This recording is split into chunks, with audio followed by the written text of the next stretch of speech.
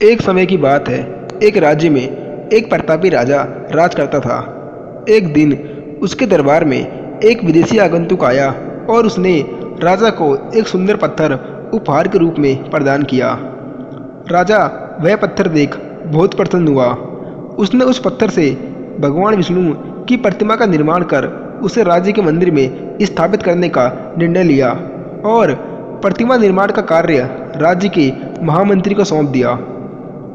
महामंत्री गांव के सर्वश्रेष्ठ मूर्तिकार के पास गया और उसे वह पत्थर देते हुए बोला कि महाराज मंदिर में भगवान विष्णु की प्रतिमा स्थापित करना चाहते हैं, तो तुम 7 दिवस के भीतर इस पत्थर से भगवान विष्णु की प्रतिमा तैयार कर राजमहल तक पहुंचा देना।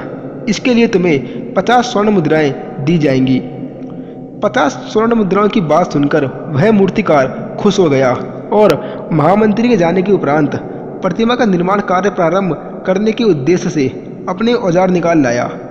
अपने औजारों में से उसने एक हथौड़ा निकाला और पत्थर तोड़ने के लिए उस पर हथौड़े से वार करने लगा, किंतु पत्थर जस का तस रहा। मूर्तिकार ने हथौड़े के कई वार पत्थर पर किए, किंतु पत्थर नहीं टूटा।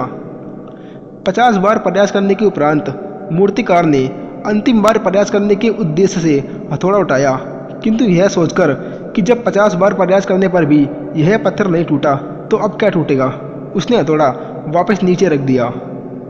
वह पत्थर लेकर वापस महामंत्री के पास गया और उसे यह कहकर वापस कराया कि इस पत्थर को तोड़ना नामुमकिन है, इसीलिए इससे भगवान विष्णु की प्रतिमा नहीं बन सकती। महामंत्री को राजा का आदेश हर स्थिति में पूरा करना था, इसीलिए उसने भगवान विष्णु की प्रतिमा निर्मित करने का कार्य गांव के एक मामूली से मूर्तिकार को सौंप दिया।